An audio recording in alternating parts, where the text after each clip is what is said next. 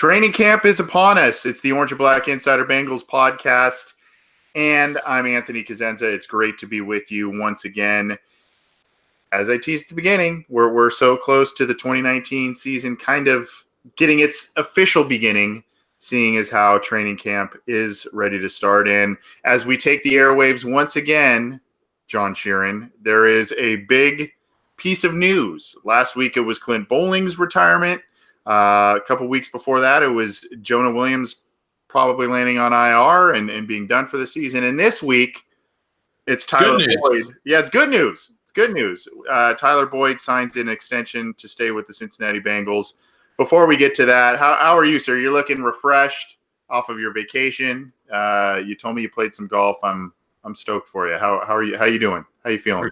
I'm doing great. It's good to be back on the Wednesday part of the calendar for this. But yeah, it's just funny how just happened to do these right after major news breaks. I don't know if that's going to be happening during the season, but I'm down for it. It makes our lives easier. Yeah, and by the way, the Wednesday thing, we're going to need to talk about that about some stuff in the near future again. But for now, we're recording on a Wednesday and some big news. So we're going to talk about the Tyler Boyd contract. I told my co-host before the show that, I took the airwaves yesterday to kind of talk about the news and some other things with the contract. We're not going to beat a dead horse on that front. We're going to kind of come at it.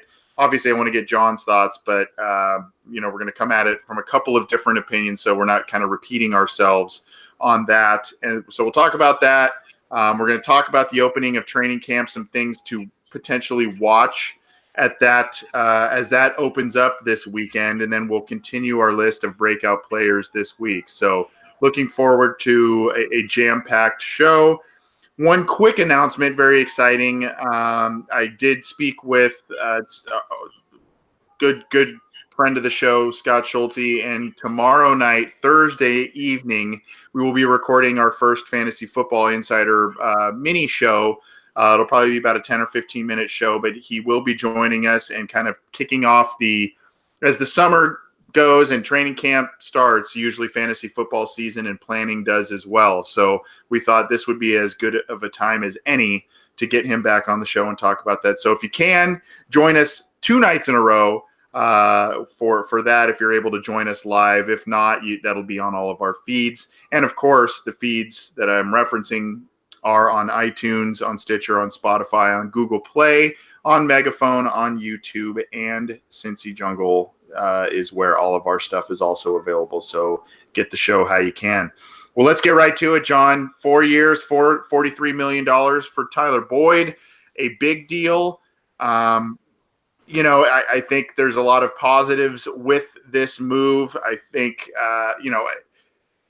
I talked about it before we took the air. You and I, we had Tyler Boyd on a couple of times this winter, early this spring.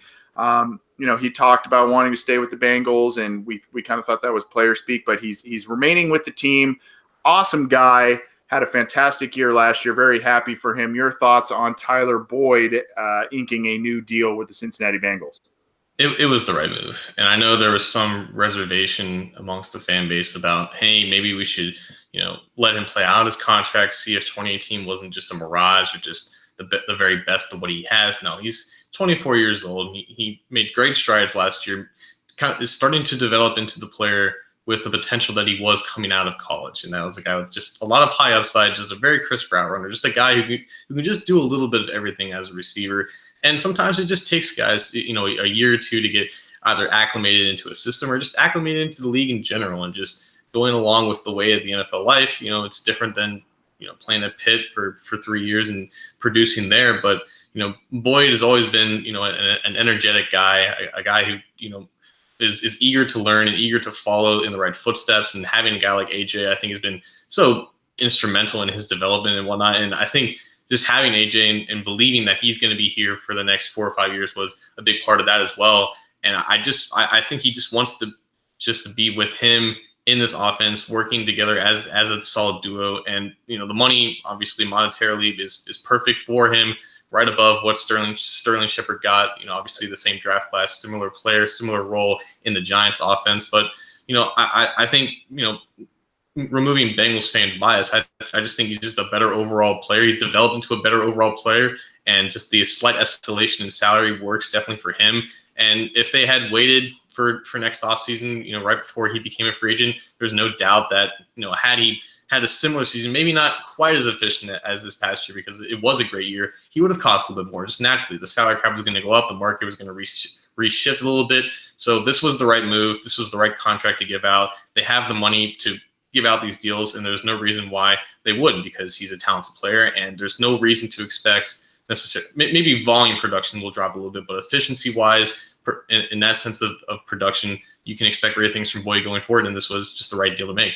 So let's go there. I mean, you talked about another point that I want to get to as well, but let's talk about that. This is one of the main points I wanted to discuss that I did not get to discuss on the kind of breaking news portion of this program that was on the feeds and everything. But what do you see? Does the money dictate the role going forward? Does the skill set dictate the role? Is it both?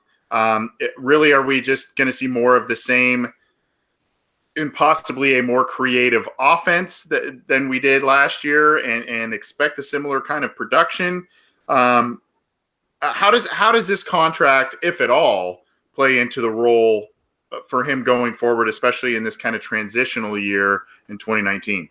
Well, he's definitely not getting wide receiver 1 money. Like, he's nowhere getting where that market is itself. He's getting high wide receiver 2, low end wide receiver 1B, yeah, 1B, 2A, right where Tyler Lockett is getting paid, right where Emmanuel Sanders is getting paid. Again, two very similar players in terms of overall production. Like, you can look at yards per out run, which I think is the best efficiency metric for receivers. Lockett last year had 2.1 yards per out run. Emmanuel Sanders was 2.12.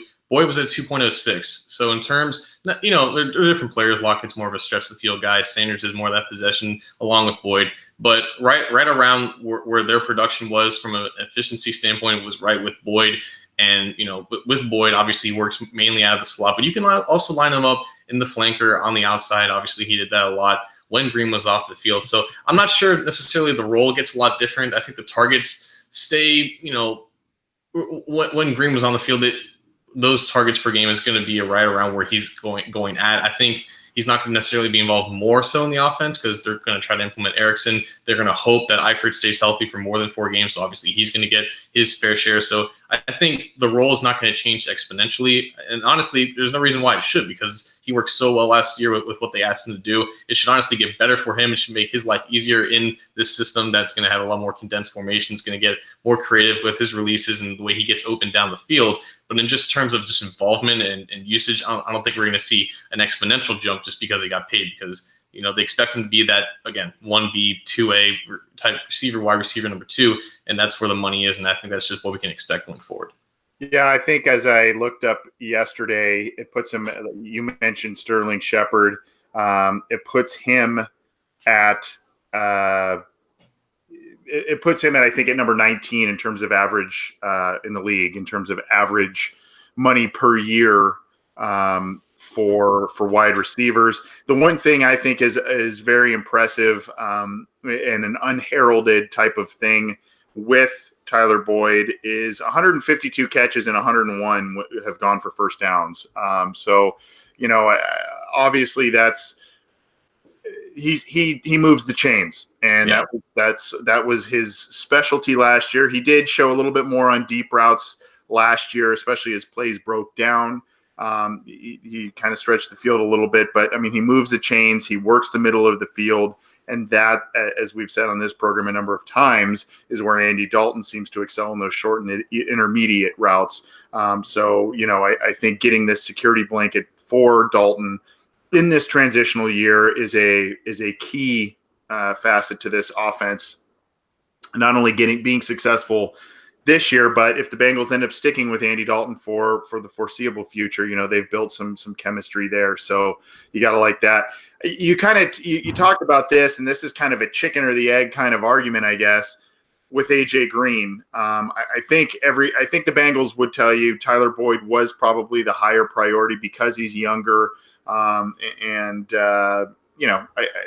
more affordable probably than AJ Green would be. But I think obviously AJ Green is a guy that they want to extend. How long that is, maybe another 2-3 years, we'll see. But you kind of said something that I found interesting, that you said, AJ's here. He has a good rapport with AJ, and maybe he wants to stay. Tyler Boyd wanted to stay because AJ Green's going to be here. Is that something you think that, I don't know. I mean, we're not in those walls, but I mean, is that something that, if you want to put the tinfoil hat on, maybe AJ Green has been engaging in discussions and things are moving in a positive direction, and that affected Tyler Boyd? Do you think that had no impact on it? And or do you foresee Green getting signed? Probably not to a 4-year deal, but do you see him getting signed to something this summer, because that's when the Bengals like to take care of these types of things?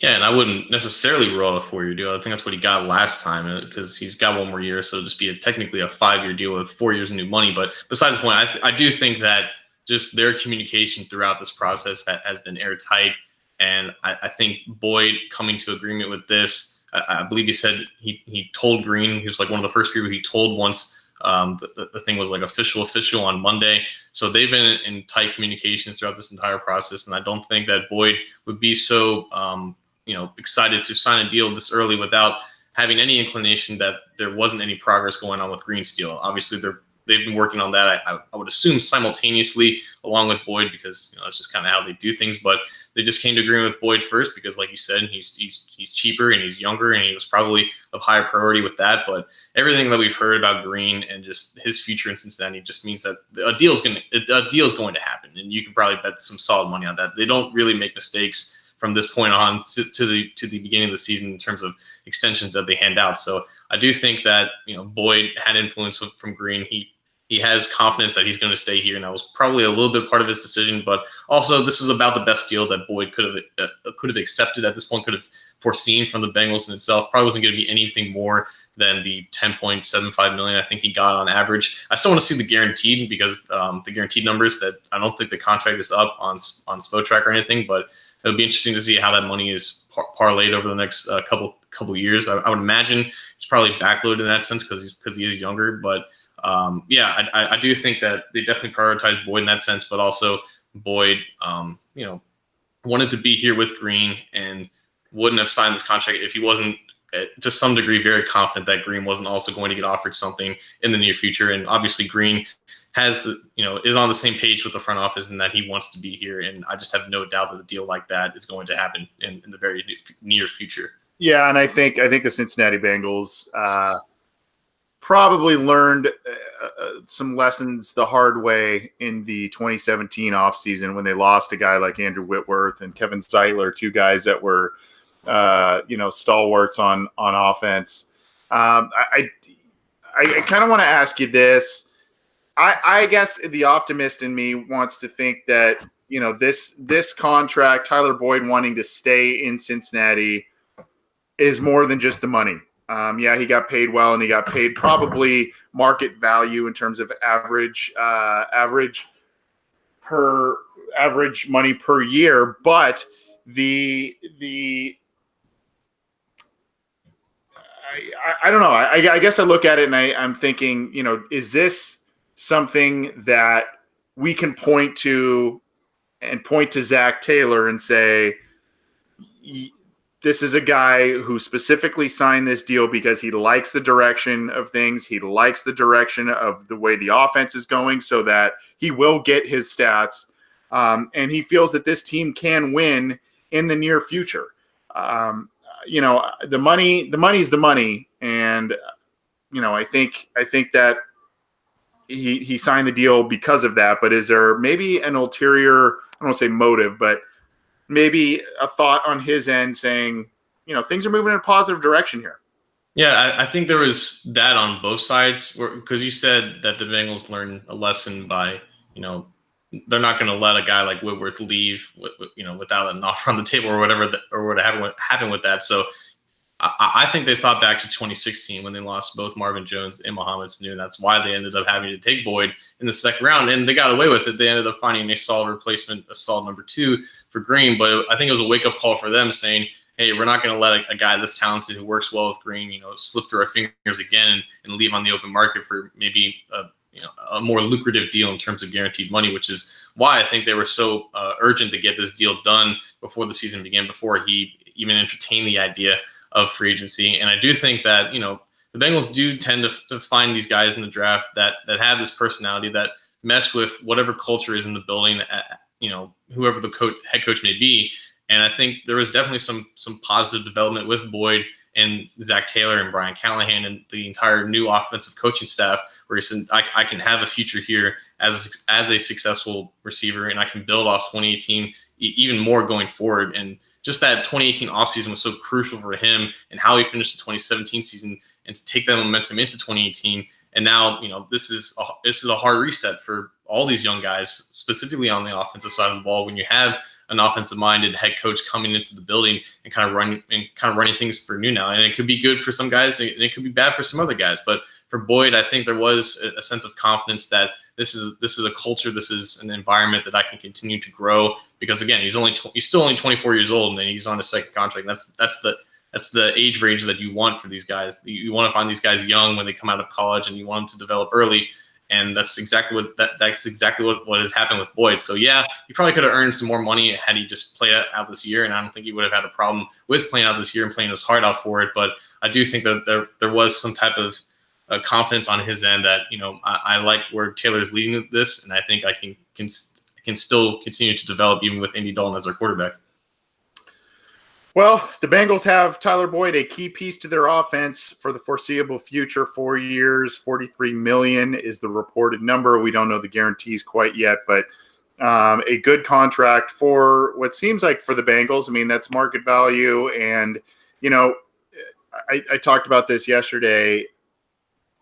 When the Bengals do these kind of deals, there is a major risk and major reward factor when they do these deals in the summer. The major risk, of course, is that they've done a handful of these, Vontaze Burfict, Geno Atkins, others, and immediately after, some of those guys suffer some big injuries, which is a shame, and you can't really help that. Hopefully that does not happen with Tyler Boyd, but those contracts end up biting them sometimes when they do those. But other times, it's a good thing, because these players go into these contract years, and then all of a sudden they explode, and now they want more money.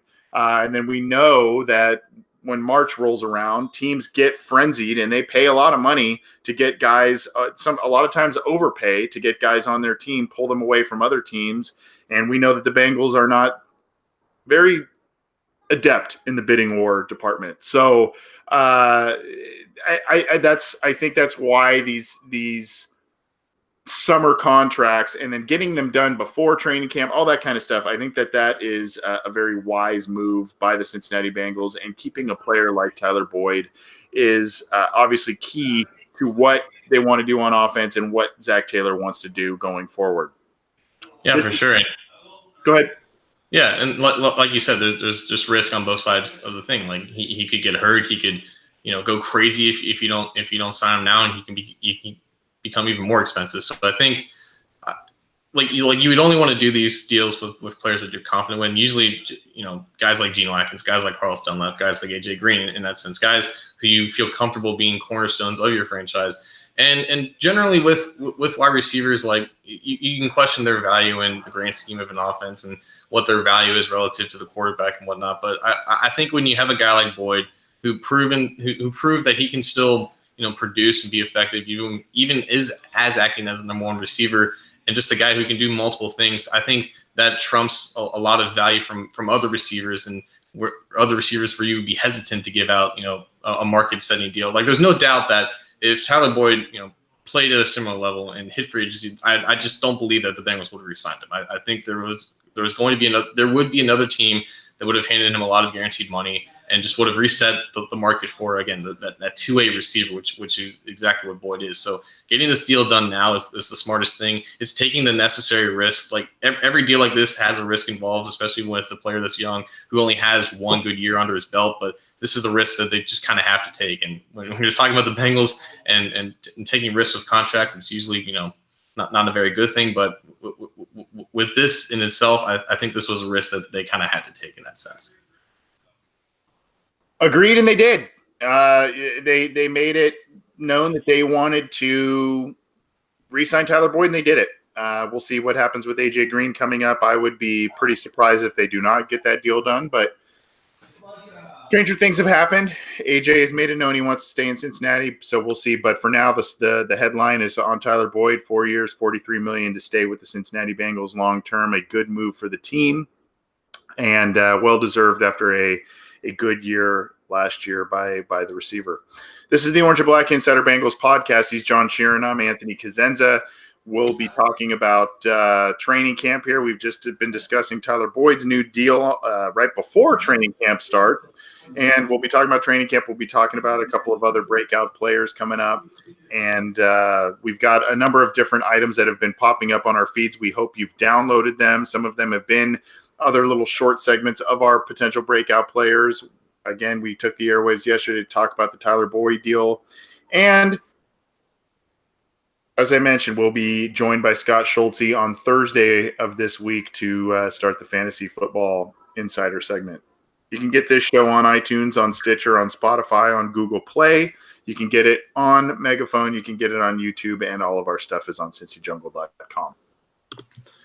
Anthony, has it sunk in that Bengals training camp is starting and Marvin Lewis isn't the coach?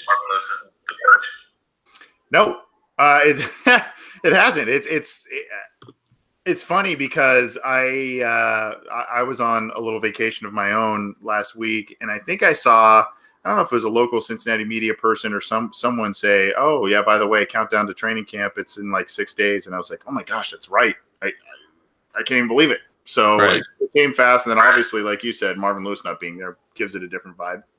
It's just like we've been talking about Taylor and him, replacing Lewis, and that's been like the focal point of the discussion. And now that it's here, I can't wrap my mind that I'm going to see Bengals football and it's not Marvin Lewis. So with camp starting, with 16 years of Marvin Lewis behind us, and all the things that we think we know about it. It's weird to see what are you looking for in training camp from a coach. We usually talk about players and position groups and everything like that. But what is the one main difference you're looking for from Taylor in training camp leading up to the preseason, I guess, than difference from what we saw from Lewis, especially in the last couple of years? I was thinking about that. This isn't necessarily training camp, but I think it's an overarching concept. I'd like to see a team that is prepared, and however that may come about, they may come about from Taylor doing more of the coaching. There was something that came out. He made a comment saying that he's not going to, really, he's going to give guys a lot of rest, and there's other things in there that I don't think they're going to do the Oklahoma drill anymore and all that kind of stuff. But no. I think back to so many times. I was thinking about this week. I think back to so many week one just terrible performances by the team. Not necessarily so much recently, but kind of earlier in the Marvin Lewis years, there were some really bad and ugly week one performances. Obviously, we know the prime time and other big game type of stumbles that the team has had. I'd like to see the team be prepared, seeming like they know what they're doing as they come out of the gates. And I think that all of that starts in training camp. I don't know that we would necessarily see that firsthand. I don't know how that would, be uber visible to all of us, especially the people that aren't in the huddle, aren't on the sidelines, all that kind of stuff. But I don't know. I guess I'd like to see this team be confident in their knowledge of the playbook, that confident in these big games. And I think that starts in training camp. I think Zac Taylor needs to set a tone of being prepared. I think he started to kind of lay a little bit of that foundation in the mini camps by kind of quizzing guys on the spot about certain plays, and they're kind of making games of that.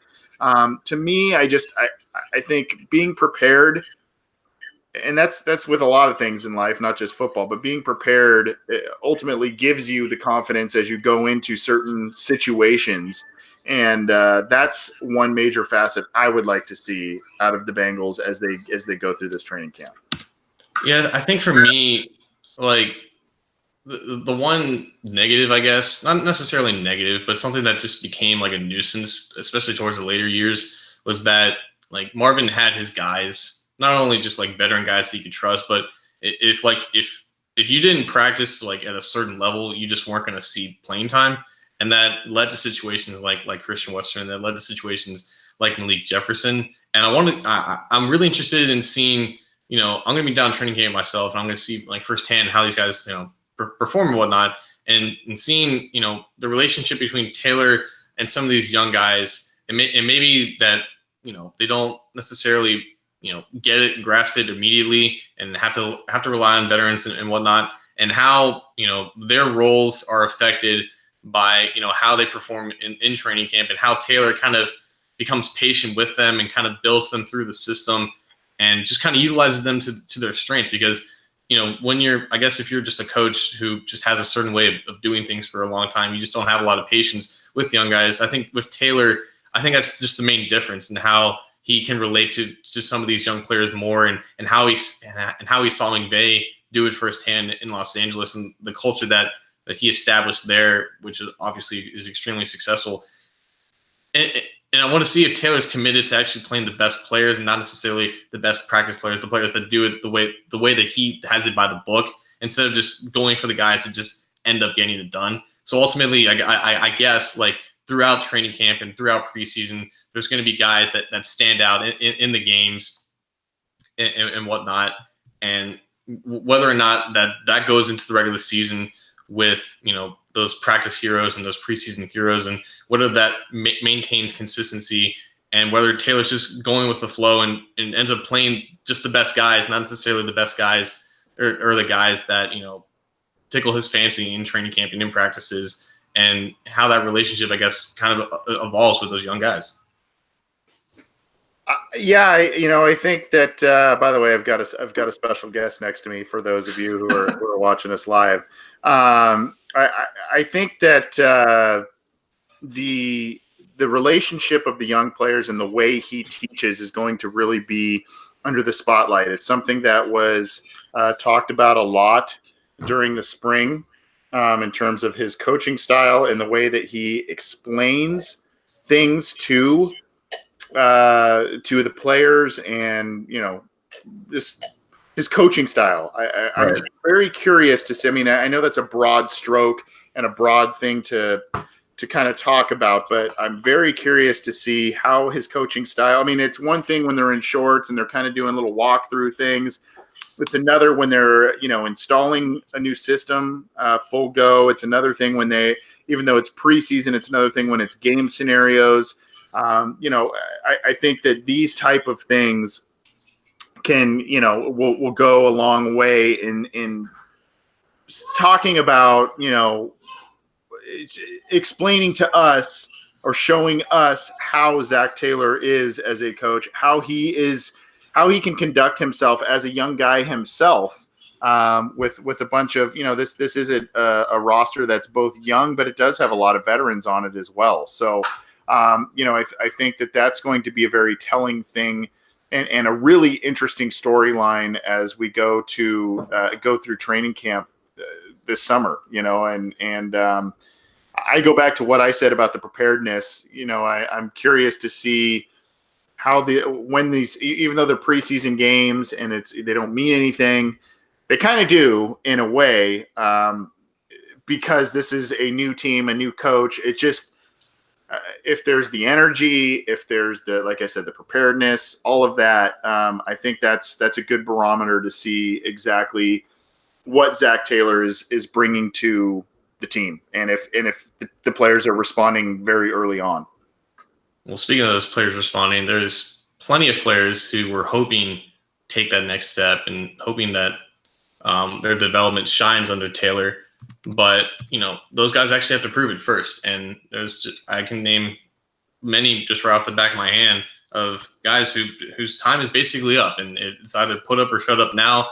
This is a new regime. They don't have the backing of the head coach that drafted them. The majority of this roster is built through the 2016 through 2018 classes, and obviously not a lot of free agents in them. But, there's hits in those classes, and there's also plenty of misses. So If there's one guy who you're looking for to make, significant strides so much that, he's worthy of significant playing time. He's worthy of being a significant contributor in this team. Who is the guy for you that you're looking for in training camp? Well, we didn't prep who we were going to say for each of this here, so I hope I don't steal your thunder on this one. But I think a guy who needs he's in that critical limbo area of his career where he's technically a veteran, but he's still a young guy, and he hasn't shown much.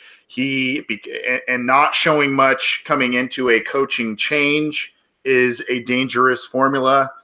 He was a former third-round pick. I'm going to say Jordan Willis needs to show a lot this camp. Yeah. And I don't know if I stole yours or not. I hope I didn't. But you mentioned a few weeks ago Sam Hubbard was a breakout candidate. He's probably going to step into the starter role that Michael Johnson has left. You got Carlos Dunlap.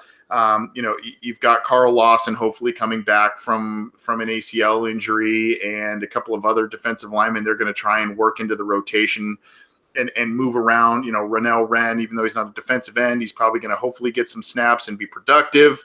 You've got David, I think it was David Dean. Is that the David Dean? Yeah. You're talking about last year, or you're talking about last year? Well, you had Niles Scott. You had Christian Ringo last year. Yeah, there was a couple of guys in there, but they're probably going to mix in they're probably going to mix in a couple of different guys that should get different amounts of playing time, and hopefully Lou Anarumo does things where he mixes things up. He mixes the looks up front. But to me, I think this is a critical camp for Jordan Willis. And I don't know if Zac Taylor views the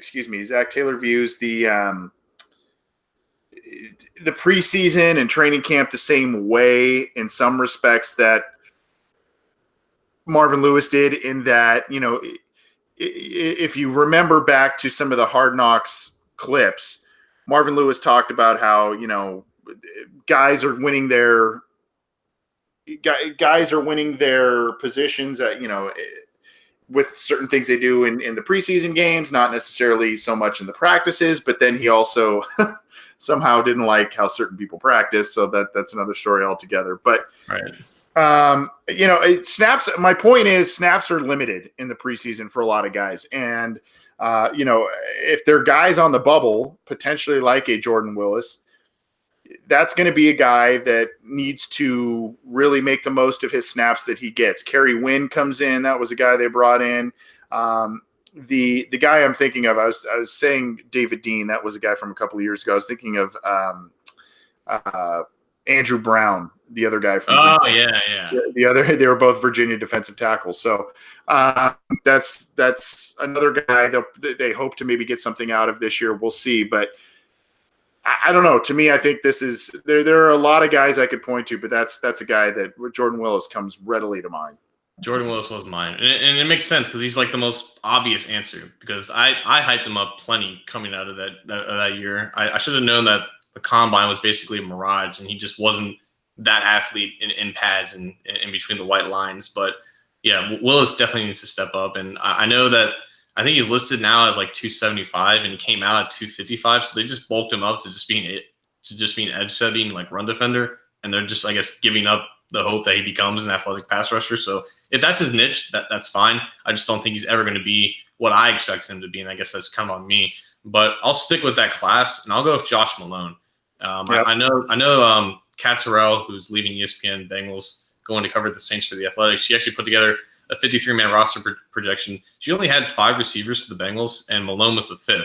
And I'm thinking, if they do end up keeping 5, I'm not sure Malone is that 5th guy. I think he's right in the room with Auden Tate and Cody Core, and even a guy like Stanley Morgan, or one of the undrafted guys like a Hunter Sharp or the Damian Willis, I think from Troy or some school like that. So I don't think Malone has established himself at all, and I think it's very similar to a guy like Willis, where at the combine he showed to be an explosive and fast athlete, but 2 years in, he's got minimal production to his name. Obviously, the snaps haven't come easy; they've only come via injury. So he's just, I guess, one of those guys that didn't practice the right way and just ended up making too many mistakes, and unfortunately didn't get his chances. But I remember them talking about him being like a second or early third round prospect that they ended up getting in the fourth. And I think that might have been a mistake on their part, just overvaluing who he was as a prospect because he was extremely raw and he was extremely young coming out of Tennessee. So obviously early contributions weren't, I guess, fair to expect from him. But again, year 3 for receivers is usually the time where they step up. And this is year 3 for Malone. You're in an offense where you have 3 receivers playing 90% of the time when they throw the ball. So you have to assume that depth at that position is going to be critical, maybe even more critical than any other position on offense. And if Malone isn't one of those key guys right now, like he has a lot of work to do, I would think, in an offense that is so heavily reliant on those receivers and rotating those guys in and out. And obviously having Boyd under contract for 4 more years and presumably Green under contract, it solidifies some stability at the position, but you would think that Malone taking a step this year would go forward and having him being like a critical member going forward. But it's got to be this year where he proves he can do that because, entering 2020, like he could be a potential cap casualty in that sense because there's no loyalty with him and Zac Taylor. And even now, like I don't think I think his job is far from safe. And I think he might just be the Jordan Willis of the offense coming from that class, being that type of athlete that just hasn't really done anything yet. So it's got to be time for him to just show he's got it in training camp. Agreed, and that's going to be an interesting position group to watch. The wide receiver group, that is, obviously now that Tyler Boyd is entrenched long term. Hopefully, a contract will be forthcoming for AJ Green to finish his career up with the Bengals, and then you've got John Ross, who knows what's going to happen there. You've got a scrum for the rest of the spots. Alex Erickson, he may have a more prominent role on offense. You've got a scrum for Josh Malone and Cody Core and Alden Tate, and Stanley Morgan comes into the mix. Some other undrafted guys come into the mix. So there are a lot of players in that mix that will make for an interesting situation there. Before we move on to breakout players, John, I'm going to ask you in kind of the same vein, and I guess we'll try and be a little bit brief here, but we're talking about maybe roster bubble guys who need to have a good camp to make the team. What about a guy that you're pretty confident will make the team, but you would like to see him have a good camp in order to feel good or better about a position group or a specific starting spot? Because of their preseason performance, because of how they looked in camp. I think I'm gonna. Did I word that right? Yeah. Like there's, I got a few in mind. I think I'm gonna go with Drake Kirkpatrick, and he's obviously gonna make the team as a starter, but I just look at the secondary and how stable it is from a roster turnover standpoint. I just going through the roster, like on defense, there's plenty of questions on the defensive line. Obviously, plenty of questions in the linebacker, but I mean, you're pretty confident about where the secondary is and like where it is going up against the league. I think PFF ranked them 13th, I think, which is extremely fair. And you think like, okay, if William Jackson plays at a high level, Jesse Bates plays at a high level, that position group becomes really solid. But if you have a cornerback that defenses can expose multiple times in the game, the whole unit becomes, not useless, but extremely, volatile and primed to just be exploited and whatnot. And Kirkpatrick's always had those troubles of being burned on deep balls and whatnot, and just being generally out of position playing in deep zone. So I think how he fits in Anarumo's scheme in general, him being a defensive backs coach, is going to be critical for how the secondary grows, because in order for Jackson and Bates to continue playing at a high level, the guys around him need to be able to do their jobs. And obviously Kirkpatrick is one of the more experienced veterans on this, not only the defense, but on the team in general. Like there's not a lot of guys who were drafted before 2012 who are still on this team. So Kirkpatrick is a leader in that room. Guys look to him for guidance, but he's never been, I guess, a lead by example type of guy because he's always been extremely inconsistent. So him just being more consistent just for what he is, that number 2 cornerback, especially if they allow William Jackson to kind of move around and follow the wide receiver 1, him just having a solid year, I think, is so important for the stability and the overall level of play of the secondary, because there's a lot of young talent there, but they're still looking for Patrick for guidance and whatnot. And I think him just having a solid year is going to do well for their development. Yeah, and I hate to keep harping on this dubious statistic, but the fact that William Jackson, Dre Kirkpatrick, and Darqueze Dennard, their 3 previous first-round corners, combined for 0 interceptions last year. That didn't do anybody any favors. So, Yeah. Like you said, Kirkpatrick has been a very inconsistent player. He's a good tackler. He's got good length. He's got good speed. He's a good press guy, but there are completion percentage that he gives up isn't astronomical, which is good, but there are issues there and have been issues, and there were issues last year. So that's a good choice there. I mean, for me, I guess I could say whoever the hell is going to play left guard, that would make me feel pretty good. But I'm going to go with a guy who I picked as a breakout candidate, and that's Jermaine Pratt. I think that is just a guy in a position group that they're gonna lean on him. They're gonna need to get a good, if he is going to be a quote unquote starter or a start for 2 downs or whatever they're going to do with him. He's going to need to show a lot. That was one of the weaker groups on the team. It still is one of the weaker groups on the team, but on paper at least. The Bengals have had a string of early and mid-round linebackers that have not worked out for them and to this point. And I think that Jermaine Pratt, if he shows well in training camp, I think that's going to be huge because, number one, it's Zac Taylor's first draft class, one of his higher picks. Number 2, there's no Jonah Williams, so you can't really rely on your first-round pick. So you got to now look at guys like Drew Sample and Jermaine Pratt as kind of the gems of this class who will be available. So to me, I think Jermaine Pratt's gonna tell us his performance could go a long way in building some confidence in terms of making the team and what he's going to do going forward.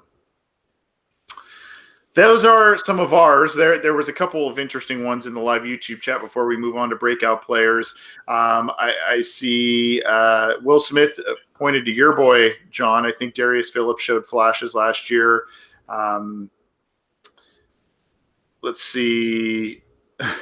Buckeye _76 says Preston Brown. That probably could fall under both categories. But I guess the latter category of starter that you want to see a good camp from. There's some questions about Auden Tate and other things as well, but so people have their own ideas as to who needs to show up in training camp, and it starts this weekend. So there's going to be a lot to see as Zac Taylor opens up his first training camp with the Cincinnati Bengals, and as an NFL head coach, it's going to be very exciting and very interesting to see the responses and how the team kind of works under his leadership and the rest of the new coach's leadership. This is the Orange and Black Insider Bengals podcast. He's John Sheeran. I'm Anthony Cosenza. You can get this show on iTunes, on Stitcher, on Spotify, on Google Play, on Megaphone. You can also get it on YouTube, and all of our stuff is on cincyjungle.com. Subscribe to our channels, download our content. We've got a lot more stuff coming to you, especially during training camp. So stick with us, and we appreciate you joining us live. We appreciate you downloading the program after the fact, or both. If you're one of those people that do both, you're a rock star. We love you. So appreciate it. Thank you. John, we've been going through our, I think we've got 6 combined breakout players. Mine, I always struggle to forget mine. I have Jermaine Pratt, I know. I have Billy Price, and I have Drew Sample. I remembered. And you had Darius Phillips, Alex Erickson, and Sam Hubbard, correct? Yes. Okay, I remember yours better than I remember mine. I don't know what that means about my picks, but who do you have for this week? We're gonna start closing this list up. Probably, maybe we'll round it off to a nice even 10. So, Fair. Who do you have for your 4th guy? So I've been mainly going with young guys. I mean, not as young as you. You have literally 2 draft picks, but I've been mainly going with young guys that haven't really proven themselves or need to continue to prove themselves. So I'm going to kind of change pace here and go with a veteran who some would say is like one of the 10 or 15 best players on this roster, but has not arguably, I think, clearly the most underutilized player, and that's Giovanni Bernard. And the definition of a breakout player, it's fair to say that we've seen the peak of of his ability just in general, but I'm not sure we've seen the peak of his production and the how his production has dipped from his rookie year to now in terms of just yards per touch and all like average depth of target and just general depressing usage of him and his ability as a runner and a passer and a receiver has been really depressing. And I don't blame that entirely on Gio himself. I think he's still a talented player. He's still, I think, only like 27 or 28 years old, and he feels like he's been in the league for a long time. So again, he was another guy who just came in young, and as a running back, those guys are just able to contribute immediately.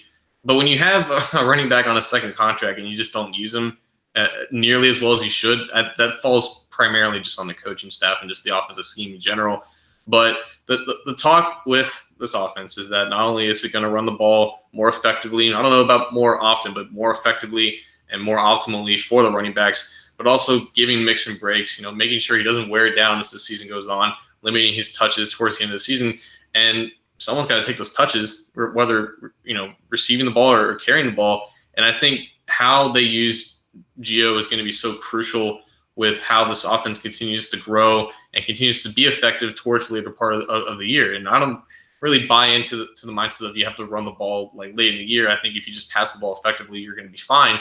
But with Gio, again, you can do both. And you don't have to line him up out wide. You don't have to line him up in the slot for him to be a better receiver, a better pass catcher. You just have to utilize him more creatively, whether in play action like rollouts and bootlegs, and get him, out on the perimeter, get defenses focused away from him, and don't be afraid to just run him up the tackles. Because again, when he had to be the bell cow early on, even last year when Mixon was hurt, he was fairly effective just as a general runner when they didn't really have to do anything creative for him. So I just think they've just been scared to just give him the ball in general, and they just want to feed either Jeremy Hill or Joe Mixon because they invested in making them the primary runners. But if you're going to be in a system where you're trying to take some pressure off your RB1, Giovanni Bernard's the perfect RB2 because he can literally do anything. And we've talked about his best asset might just be pass protection. That's always been his value, being on the field in third down, but just don't be afraid to use him more as a pass catcher and just use him more creatively. So I think that we're going to see some type of a renaissance of his production and his efficiency in this offense, not necessarily from a volume standpoint, but just in a general usage and how he's not going to get relatively close, I guess, to, over 1,000 total yards, but definitely better in terms of yards per catch, yards per run, and just get him 10 to 12, maybe 15 touches a game, and they're not going to regret it. And he's still talented, and you have him under contract for a year or two more at a fairly decent rate, so might as well just make the most of it. I love that pick, and yeah, I mean it depends on one's definition of breakout, and he's entering his 7th season and he's 27 years old. As a guy, running back entering his 7th season, he doesn't have a lot of wear on the tires, so to speak, because like you said, he's largely been a rotational back his entire career. What I want to see out of him, to your point, John, I want to see two things, and I think it would really benefit him from a production standpoint. Number one, I would like to see him line up as a straight-up wide receiver at times. Just put him out there, split him in a slot, especially with Mixon on the field at the same time. Why not? Get creative, get those guys both on the field at the same time if you can.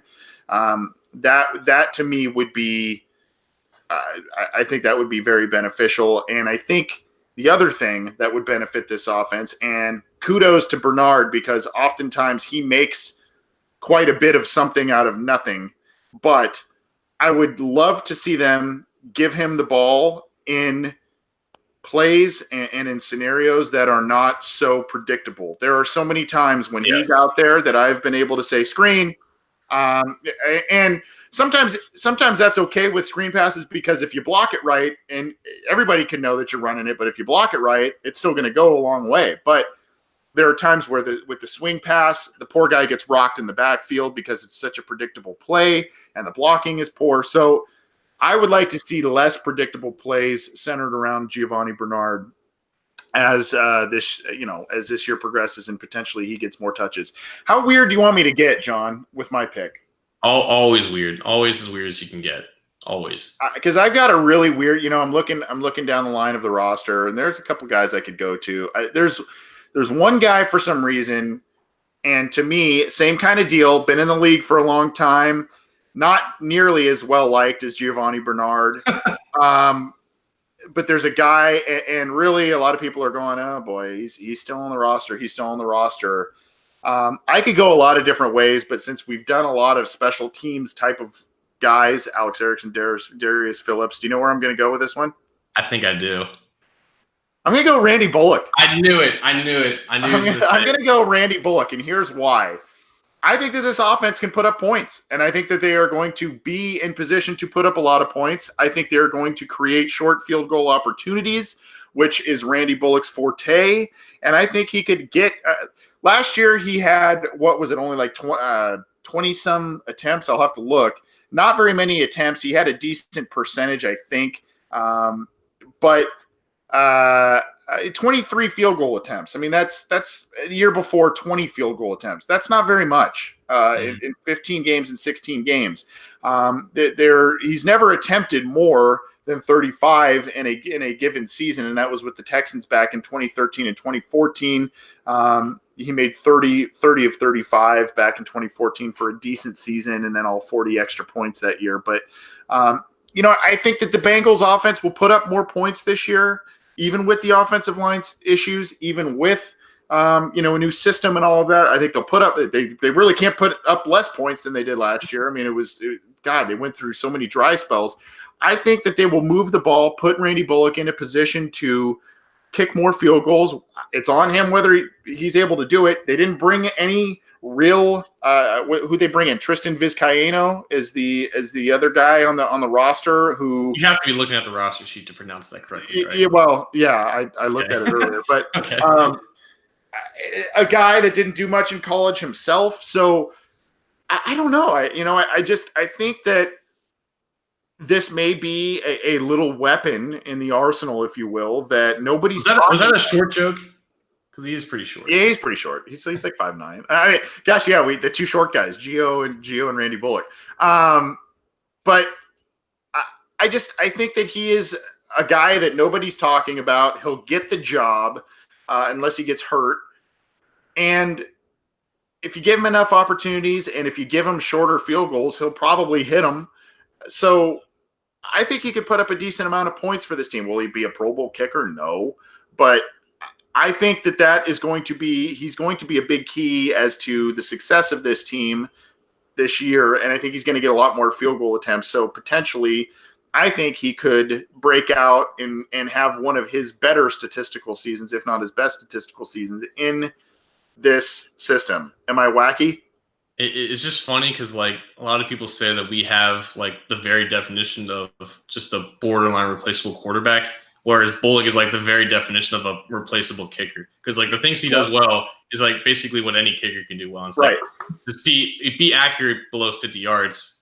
And the things he doesn't do well, which is kick beyond 50 yards. And unfortunately, in clutch situations, he just can't do, which is why I think we kind of, scoffed at the idea that he got an extension in the middle of the season last year, and the fact that they aren't looking for competition there. But I think you do have logic there because, so many times that they were stopped short just at midfield or just beyond midfield, and they didn't have the aggression to, continue the drive and get him in more comfortable field goal ranges. Because honestly, like, when you have a kicker that you're not confident with, going over 50, that limits your options. But if you're aggressive and you put yourself in better situations on third down where you can keep the chains moving, it works out better for your kicker. So I would say that Bullock is going to get more attempts, and as long as they're not over 50 yards and they aren't under 2 minutes left with the game on the line, I think he'll do fine. He's always been accurate when it's been in his favor, but unfortunately, I don't think he's going to be magically accurate beyond 50 yards or magically clutch unless just something miraculously happens. But I do think that his total points is going to go up, and I guess maybe that's more of a fantasy thing than anything. He's like a breakout fantasy player, but yeah, like, he's going to get more opportunities just because the ball is going to be moved more and the offense is, I think, going to be generally better. So I guess for him, he's going to get some more points on the board for sure. Yeah, I mean, there's two schools of thought here, right? I mean, you look at what the team did at the end of last year, and Jeff Driscoll's in the lineup, and they're not really moving the ball, so they're going to punt a lot, and he's not going to get field goal opportunities. Well, in the games that Jeff Driscoll either basically started or started, there were 3 games where he had only 1 field goal attempt, and then 3 other games where he had either 2 or 3 field goal attempts. So, I mean, it could kind of go either way based on how you want to argue it. But, I just think that a lot of times there were so many 3 and outs on offense. There were so many things where the offense didn't move the ball.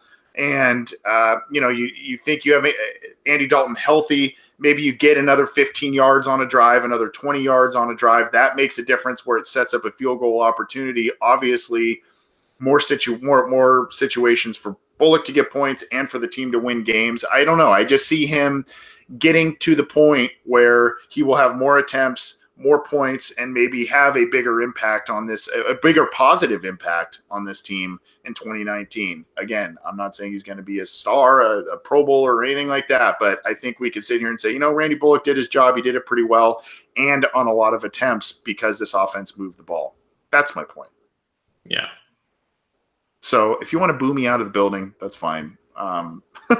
It's just the problem is like kickers, like they only become less accurate, like it's not like he's going to become like more accurate from what he is now. Because what was his like career, like 80, 85 or something, which is just serviceable. It keeps you in the NFL in itself, but it's not like he's just going to be like Justin Tucker levels out there. So unfortunately, I guess he can only go down from like an accuracy and efficiency standpoint, but like from your point, the opportunities are going to go up. So naturally, like there's going to be more opportunities for him to score more. Yeah, potential for success can go up. Potential for failure could go up too. But I'd like to think that he'll convert some kicks this year and will be a valued member of the team. Those are some other breakout players. We'll probably do a couple more going forward. Let us know what you think of those. Let us know some of yours. A lot of people are saying they believe death to religion says Gio needs to touch the ball, even with Joe, meaning Mixon, even returning for God's sake. Robert Obrecht says, I like John Brown, meaning the kicker, better than Bullock, in my opinion. More leg and longer kickoffs. I think a lot of people saw the upside there, but just didn't work out. So a couple of other guys that or opinions on some of the guys we chose. We've gone a little long here. I guess it's kind of warranted given the big news with Tyler Boyd and the opening of training camp. We had a lot to get to, but any final thoughts before we cruise on out of here, John? Yeah, next time that I'm going to be on here, it'll be past training camp, the start. I hope to be at a few of those practices before I come back on here. So if you are in Cincinnati and you do plan on coming down, definitely, try to find me. You all know what I look like if you watch it on YouTube. And I just find that, I go alone, but I always find that I do better and make better observations when I'm watching it with somebody else. You take better notes. You have more eyes watching it. So definitely feel free to just say hi, chat, say what's up, and feel free to watch it with me. I'm not saying that I'm lonely in a sense, but I'm just I'm there in case you need me, and definitely say hi, and we'll have some fun watching the Bengals. John don't bite is what he's trying to say. Nope. John, you don't bite. I like it. This is the time of year that I really like because it's the start of a new season, obviously, but it's also one where I get very jealous living where I live, believe it or not because of the weather, but because folks like yourself can just cruise on down to training camp with ease. And I am not able to do that, unfortunately. So I will be very reliant upon your observations and what you see there. If you do happen to do some videos or whatever, John, let me know and we can get those on our channels and everything. But have some fun, and by the time next episode rolls around, we'll be talking about some things, and hopefully you've got some good observations for us and let us get some good firsthand knowledge. For sure. All right. You can get this show, as I've mentioned a couple of times, you can get this show on iTunes, on Stitcher, on Spotify, on Google Play, on Megaphone. You can also get it on YouTube. Subscribe to all of those channels, and all of our stuff is on cincyjungle.com. Thanks to our subscribers, thanks to our live viewers, thanks to those of you who download the program after the fact or do both. We appreciate it. We appreciate all the support. We're excited. Training camp's here, and it's kind of a myriad of emotions going on, but it should be primarily excitement given the new coaching staff, direction of the team, and we'll see. We'll see how it all plays out. But however it plays out, we'll be covering it here and on cincyjungle.com. So keep it with us. We appreciate the support. We'll see you next episode.